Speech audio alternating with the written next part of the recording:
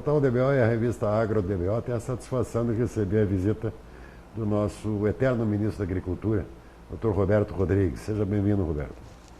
Alegria minha, viu, Richard, estar aqui com você. Muito obrigado. Dr. Rodrigues escreveu na Agro DBO, de setembro, que está em circulação, agora, um artigo que tem dado uma repercussão entre leitores e que é uma plataforma de governo para valorizar o agronegócio e, de uma forma definitiva, integrar o agronegócio. Como é que é essa ideia, Roberto? Exatamente o que você falou aí. A ideia não é valorizar o agronegócio, mas esse é o motor de uma ideia muito maior, que é segurança alimentar global. Hoje há uma defesa permanente da própria ONU, que é o organismo responsável pela preservação da paz mundial, de garantir comida para todo mundo.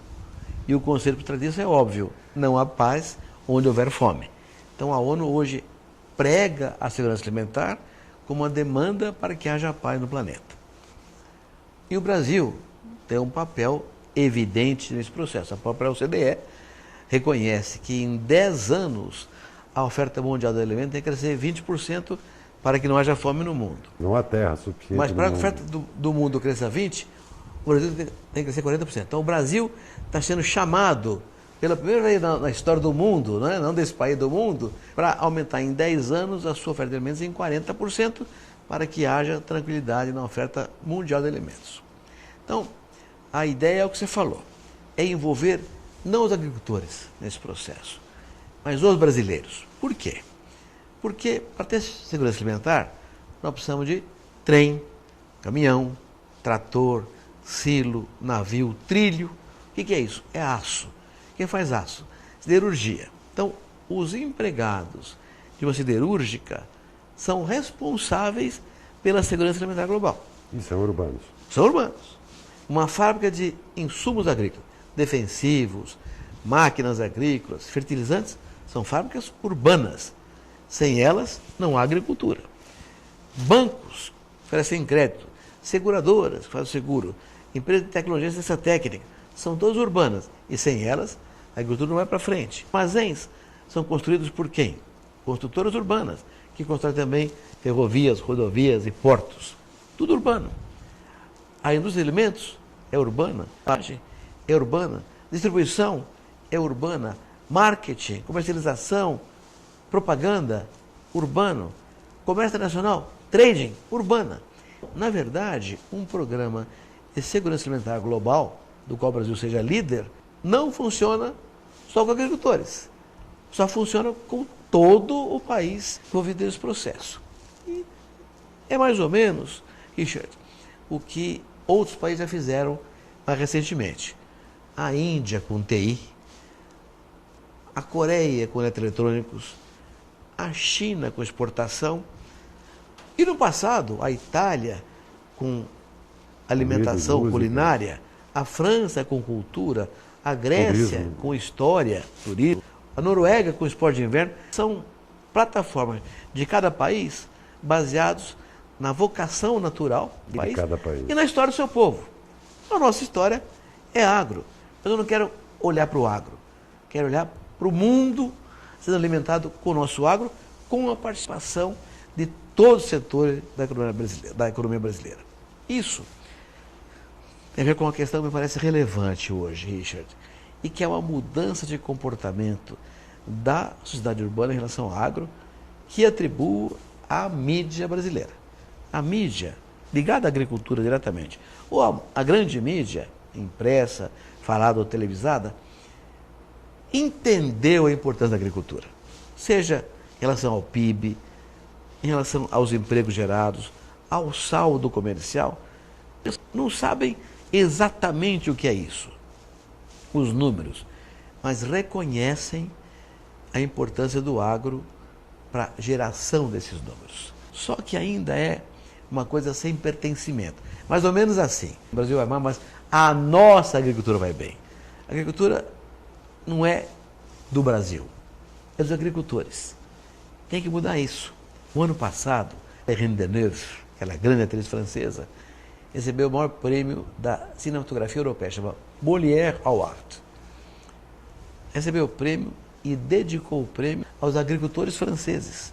Com base no quê?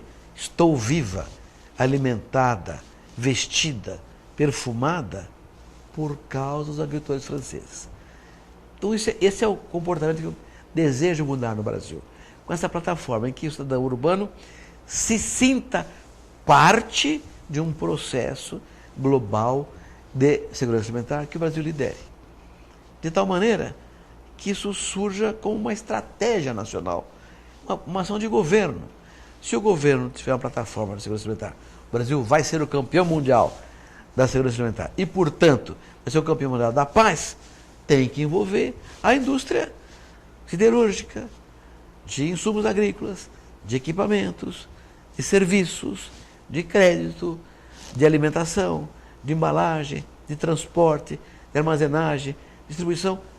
Todos os brasileiros, com maior ou menor aproximação, estarão participando desse processo. De modo que o orgulho de um campeonato desse não será dos agricultores, será dos brasileiros.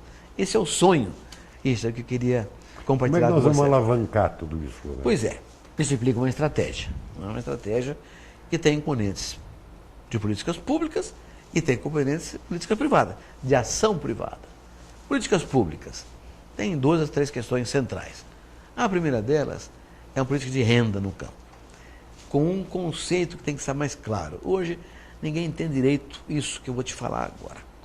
Quando a Europa passou fome durante a Segunda Guerra Mundial e a guerra terminou, os líderes europeus tomaram a decisão: nunca mais passaremos fome, custe o que custar. E montaram a PAC, Política Agrícola Comunitária, que deu origem, inclusive, à Comunidade Econômica Europeia, juntamente com a questão do aço. Né? O que era essa política? Era uma política que estabilizava a atividade produtiva rural. Por quê? Porque só a estabilidade garantia abastecimento. Então não era uma política, o seguro rural, o crédito rural, preço de garantia, subsídios, estímulos, subvenções, não era para o produtor ganhar dinheiro. Era para ele ficar na atividade para garantir a alimentação urbana. Por quê? Porque o voto era urbano, como é no Brasil hoje também. O voto é urbano. Então nós precisamos que a sociedade brasileira tenha esse convencimento de que promover a estabilidade da renda no campo não é para beneficiar o produtor porque ele é bonitinho, ele é simpático. Não. É porque é a única forma de abastecer o país, com alimentos, com energia e com fibras. Né? O preço da cesta básica nos últimos 20 anos caiu expressivamente. 5% por ano, Richard, com tecnologia. Então, essa estratégia da renda, ela beneficia a sociedade, não é o produtor. Ele tem uma proteção, entre aspas, para a sua atividade, porque essa proteção protege o consumo interno e externo de consumidores de alimentos brasileiros. Então, política de renda, seguro, crédito, preço de garantia, de forma armada, articulada. Segundo, logística, estrutura. Quem que faz isso? Construtoras, empresas construtoras. Como vai fazer? O governo não tem dinheiro. PPP, parceiro público-privado. Eu recebo frequentemente investidores que querem participar da montagem de uma rede logística de estrutura consistente no Brasil, que é essencial, senão você não tira o produto da fazenda. O receio está na garantia jurídica. Qual é o problema? Segurança jurídica. Então, o papel da política pública nesse momento é ter uma segurança jurídica clara. E qualquer investidor do Brasil ou de fora do Brasil venha certo a fazer um investimento que terá o retorno avançado no seu contrato.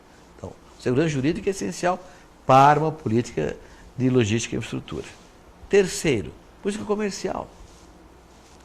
Hoje, 40% do comércio mundial de alimentos acontece no âmbito de acordos bilaterais entre países ou grupos de países. Por que é que 2 países fazem um acordo bilateral de comércio? Para aumentar o comércio, emprego, riqueza, renda. É isso que se busca no comércio. No Brasil não tem nenhum acordo bilateral importante com países consumidores grandes. Busca moedas fortes, se busca também garantia de trabalho interno. Né? Claro, emprego, renda. E entrada e saída de produtos. Comércio não é uma atividade de uma mão só. Tem que ter as 2 mãos. comprar e vender. Senão não é um acordo bilateral, não é um acordo unilateral. Então nós precisamos montar acordos com a União Europeia, com os Estados Unidos, com China, Índia, Rússia, países asiáticos grandes, como Tailândia, Indonésia, que tem mais de 200 milhões de habitantes, são grandes países consumidores que precisam comprar produtos agrícolas de fora, como o Japão, que não tem como se abastecer internamente de tudo que o povo japonês demanda.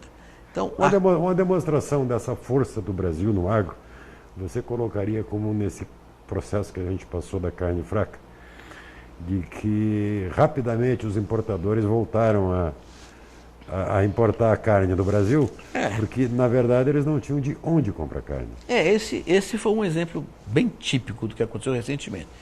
Mas nós somos o maior exportador mundial de carne de frango, de açúcar, de café, de suco de laranja, do complexo soja, segundo em carne bovina, segundo em milho, quarto em algodão em carne suína, mas crescendo em tudo isso e mais em fruta, orgânica. Então nós temos um cenário extraordinário.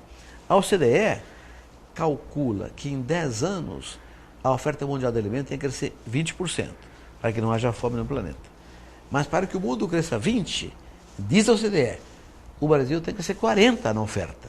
Por quê? Porque a União Europeia cresce só 4%, Canadá e Estados Unidos 12% a 13%, a Oceania 17%. Então, para que a média do mundo chegue a 20% em 10 anos, o Brasil tem que ser o dobro, 40%. Mas é uma questão física, porque o mundo não tem hoje terra para fazer agricultura. Não só física, tecnologia. Tem terra, mas não tem sol, ou tem terra, mas não tem água. E não tem gente. E não tem gente. Você vai numa reunião de agricultores na Europa, o pessoal está com mais de 55, 60 anos. Aqui no Brasil, tudo com menos de 40 anos. Então você tem uma juventude muito competente aqui. Tem terra e tem tecnologia. Isso é uma coisa que impressiona o mundo inteiro. Eu estou hoje em muitos conselhos acadêmicos ao redor do mundo ligados à agricultura. Esse número que eu passo, todo mundo se assombra, né? Do plano Collor, 1990, até hoje, a área plantada com grãos no Brasil cresceu 61%. E a produção, 315%. 5 vezes mais. O que é isso? Tecnologia. Gerada aqui. E, portanto, sustentável. Porque hoje, nós cultivamos 60 milhões de hectares de grão no Brasil, mas se tivesse a produtividade no plano Collor, serão necessários mais 89 milhões de hectares para colher a safra desse ano. Nós preservamos isso aí, não é promessa. E aprendemos a fazer agricultura em país tropical. Exatamente. Tecnologia tropical. Porque nós tínhamos tecnologias de países temperados aqui. Varação, gradiação de terra. E aí que nós ficamos lá atrás em produtividade. Então, a tecnologia tropical gerada aqui é sustentável e é produtiva. E há muito ainda o que crescer. Em terra, tecnologia e gente. Esses 3 fatores é que convenceram a OCDE que nós podemos crescer 40%. E podemos mesmo, mas tem que ter. Investir em renda, logística, estrutura, de comercial. Precisa investir mais em tecnologia. Tecnologia é um processo dinâmico.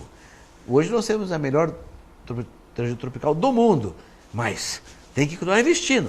E como é que convence o governo a dar um aval a essa sua proposta? Então, ele tem que compreender que não é uma proposta para o agro, é uma proposta para a sociedade brasileira, proposta brasileira, proposta para o país.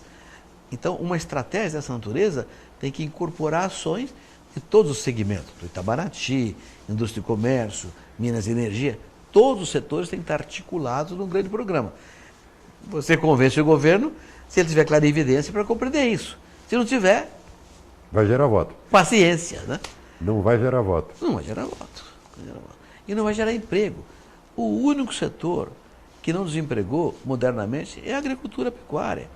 Nós estamos com um caso de 14 milhões de empregados no Brasil. O agronegócio não desempregou ninguém e, ao contrário, gerou empregos mais qualificados. Porque com a mecanização, com a ação da agricultura, nós precisamos de trabalhadores muito mais qualificados, com melhores salários. Então, isso tem melhorado muito a geração de emprego do campo brasileiro. Agora, de todas as suas propostas, seguro, crédito, assistência técnica, enfim, 2 particularmente têm uma necessidade, uma carência muito grande de investimento e esse dinheiro não existe hoje, né? Que é a logística e a armazenagem. Transporte, como é que convence o governo, como é que o governo pode liderar um processo desse? Então, na área de armazenagem, tem um programa de governo muito bom para isso aí. né? Já tem um programa de governo com recursos disponibilizados, só que o recurso não foi tomado ainda. Na área de logística, ferrovia, rodovia, hidrovia, porto, etc., é muito mais dinheiro. Aí o governo não tem condições de resolver isso aí. Tem que haver parceria público-privada, de novo, com segurança jurídica. O mundo hoje tem uma liquidez enorme, enorme, Richard. Tem dinheiro na China, no Japão, nos países europeus, tem muito dinheiro sobrando em busca de onde aplicar. E o Brasil é um país simpático. Hoje entrou no que observação. A crise política brasileira e a consequência econômica dessa crise política gerou uma certa resistência. Mas todo mundo quer investir no Brasil. O que precisa? Segurança jurídica. E aí as legislações têm que mudar. Trabalhista começou, previdenciário tem que vir lá, tributária fiscal, a questão toda ligada a direitos e contratos. Tudo isso tem que ser muito claramente redefinido, porque não é um programa de governo, é um programa de Estado. Não é o governo que tem que resolver isso. É o governo, é o parlamento, é o judiciário, é a sociedade. Para amarrar todas essas pontas, a gente precisa de liderança. Que, como você mesmo fala, não existe hoje. Aí é que você botou o dedo na ferida central. Mas não tem no mundo. Quem que é o líder global hoje? Não é o Trump, nem o Putin. O Papa Francisco. Que não é um empresário. Né? Então ele conhece a alma humana. Mas ele não é um homem para empreender. Né? Falta líder. No mundo inteiro falta líder. E a falta de líder gera o quê? Falta de projeto, falta de rumo. O que eu estou oferecendo é um projeto para o Brasil. Um projeto em que as lideranças todas se somem em direção a ele. Não as rurais, as financeiras, as logísticas, as empresas urbanas todas, de alimentos, todos os segmentos se somem porque todos serão beneficiados por esse processo. Não é um processo que beneficia o agricultor. O agricultor é um pedaço da enorme cadeia produtiva do agronegócio brasileiro. Agora, dentro de todo o processo do que a gente acompanha há muito tempo a agricultura, a gente observa uma questão que é repetitiva, ela é cíclica. Sempre que há uma super safra, os preços caem. Né? E aí o agricultor fica naquela situação de quando ele compra um insumo, que cada vez fica mais caro, ele pergunta quanto é. Quando ele vende, ele pergunta quanto quer pagar. Né? Isso de um lado o produtor. Desestimula os pequenos, só sobrevivem os grandes. Cooperativismo, que condições ele tem para participar disso, já que ele não tem o braço político, não é um espírito associativo, né? Como é que o cooperativismo, que hoje cada vez mais pulverizado, regionalizado, apesar de ter havido algumas incorporações de cooperativas, como é que o cooperativismo poderia participar desse processo? Esse assunto eu adoro, é um assunto que me encanta muito, né? Pra você ter uma ideia, hoje, mais da metade da produção brasileira, agrícola, passa por cooperativas. Um país com propriedades gigantescas no Centro-Oeste, esse é um número realmente relevante. E crescente, e vem crescendo, com muita competência do setor. O que é que acontece? Até a Constituição de 88, para criar uma cooperativa, precisava de uma AF, Autorização de Funcionamento do Governo Federal. Então, tinha que provar que era uma empresa sustentável, que tinha uma diretoria honesta, que tinha um estatuto adequado. Então, o governo interferia na criação e funcionamento de cooperativas. Nós conseguimos colocar na Constituição brasileira, eu era presidente da OCB na época, um artigo que veda a participação do Estado na Constituição e funcionamento de cooperativas. O que dá ao sistema cooperativista se chama autogestão. Compete a ele se fiscalizar, eliminar más cooperativas, maus gestores, maus cooperados, limpar a cesta de frutas das frutas podres. E está acontecendo. Entre esses dramas, tinha uma coisa formal chamada área de ação. Você tinha que colocar no Estatuto da Cooperativa a área de ação que ela teria. Então você pode ir daqui até Campinas. Agora, Jundiaí não pode mais. É outra cooperativa. Isso acabou. Sem que a lei fosse mudada, acabou naturalmente, espontaneamente. As cooperativas hoje disputam espaço em função da sua própria competitividade. Então, o beneficiário é o consumidor e é o produtor cooperado, porque ele vai ter sempre uma oferta de insumos a custos cada vez melhores e uma condição de vender essa produção a preços cada vez melhores também. Eu diria que é uma competitividade natural e salutar nisso. Natural e salutar, com uma vantagem adicional para o pequeno produtor, Richard. Na economia globalizada, uma regra é de que a margem de lucro por unidade de produto é cada vez menor, cada competição que existe. E quando há excedente de safra, então, é um desastre, porque o excedente demora 2, 3 anos para ir embora dos armazéns. Quando falta colheita, é fácil recuperar. Mas quando tem sobra, é duro baixar os estoques. E o pequeno, por definição, não tem escala. Então está liquidado, teoricamente. Não está por causa da cooperativa. É para fazer escala na cooperativa. Com seus irmãos, seus iguais, seus companheiros, a cooperativa terá uma escala tão boa ou melhor que a de grandes produtores e por isso pode agregar valor, estabelecer melhor tecnologia, os insumos, melhor preço, vender uma produção, inclusive industrializada e acesso ao mercado interno e externo. Então a cooperativa hoje tem um papel, eu diria, essencial para a sobrevivência e crescimento do pequeno produtor. E além disso, crédito. As cooperativas de crédito hoje têm um papel cada vez mais relevante. Se todos os cooperativas de crédito do Brasil pertencessem a um banco só, já seria o 6º maior banco do Brasil. Atrás de Itaú, Bradesco, Banco do Brasil, Santander e Caixa Econômica. Então, eu defendo violentamente há alguns anos que a gente configure um banco cooperativo só, como é o Rabobank na Holanda, o DG Bank na Alemanha, Durin Chukin no Japão, como é o Crédit Agricole na França, o sistema Desjardins no Canadá. Operar como banco no varejo. Né? Um banco de varejo e que conhece o mutuário com uma característica. O banco é uma cooperativa, então o mutuário é dono também e é investidor. Ele tem uma tríplice função: dono, mutuário e investidor. Então tem um controle de muito menos risco, assume-se muito menos risco. Em todas as crises financeiras que o mundo viveu contemporaneamente, os bancos cooperativos sofreram muito menos que os bancos comerciais convencionais, em qualquer país do mundo, que os bancos comerciais convencionais. Isso é um mecanismo crescentemente importante no Brasil, com uma característica. Quando eu criei uma cooperativa de crédito em 74, lá no meu município, 74, nada podia. Não podia ter telão de cheque, não podia ter a aplicação financeira, não podia receber taxas e impostos, não podia ter agência adicional, nada, chamamos não pode. Nada podia pelo Banco Central.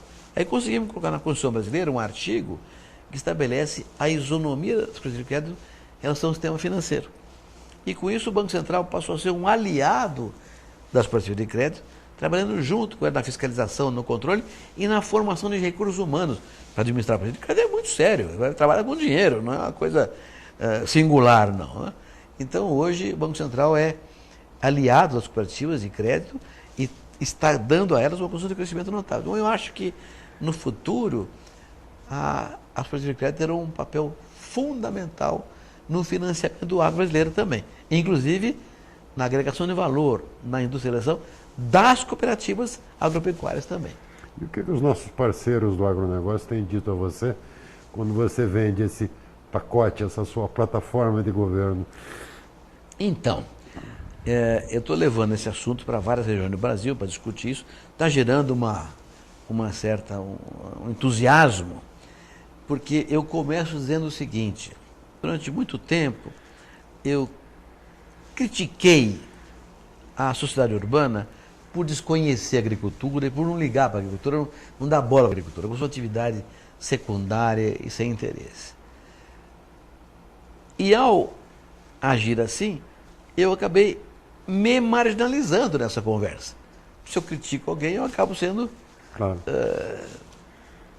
Não muito querido ignorado, por alguém. Ignorado, no mínimo, né? Hoje eu acho o contrário. Hoje eu acho que o agro, como conversando no comecinho dessa conversa, ele é interdependente do urbano. Um depende do outro. Um não vive sem o outro, né? Eu não vou fazer nada sem adubo, sem semente, sem defensivo, né? E também a empresa defensiva não vai vender para ninguém que não seja consumidor. Então a relação entre o produtor rural e o industrial urbano, o serviço urbano, é siamesa. Isso é que muda um pouco. O único inconveniente inimigo aí são os ambientalistas. Não, também, porque os radicais, né? Tinha um radical, todo radical é ruim, radical ambientalista, ideológico, isso radical é ruim porque é radical, tá certo? Mas eu acho que o próprio Código Florestal brasileiro foi uma conquista do entendimento entre ambientalistas e produtores rurais. Ele é bom? Não é o melhor Código Florestal. Ninguém ficou contente. Ninguém ficou contente, é equilibrado. Se fosse desequilibrado e alguém ficasse sozinho e outro ficasse triste, era ruim. Mas ninguém encostou, então ele é equilibrado. O que eu acho que falta é ciência do Código Florestal. 80 vezes reserva legal na Amazônia. Por que 80? Por que não é 90 ou 71 ou 64 ou 99? Por que aqui é 20% e não 2, 3, 4 ou 19? Quem que diz que é esse número aí? Por que tem que ter uma mata ciliar de uma área, de uma largura do rio, independente de se é arenoso, argiloso, se é inclinado ou é reto? Isso tudo tem que ter ciência, faltou ciência no professor. Eu acho que tem que evoluir nessa direção. Então tem espaço para entendimento. Então, a modernização desse relacionamento passa pelo entendimento, que eu acho que é essencial. Hoje, eu sinto isso claro, eu acho que a mídia brasileira evoluiu muito, modernizou-se e deve-se a gente, desculpa, como você que fala isso o dia inteiro, a vida inteira falando isso aí, tá certo? As pessoas começaram a compreender que o agronegócio é fundamental para o PIB, para as exportações, para os empregos. Sabem isso. Mas ainda não é deles, falta esse pertencimento que eu quero, dessa forma, conduzir. Numa plataforma dessa natureza, as políticas públicas se somam para o bem-estar do país. Como? Alimentando o mundo. E todo mundo vai participar desse processo. Muito obrigado. Eu que agradeço pela oportunidade. Brilhante a sua apresentação. É isso, amigos. Acompanhem o portal DBO. Aqui você sabe mais. E até qualquer hora, se Deus quiser.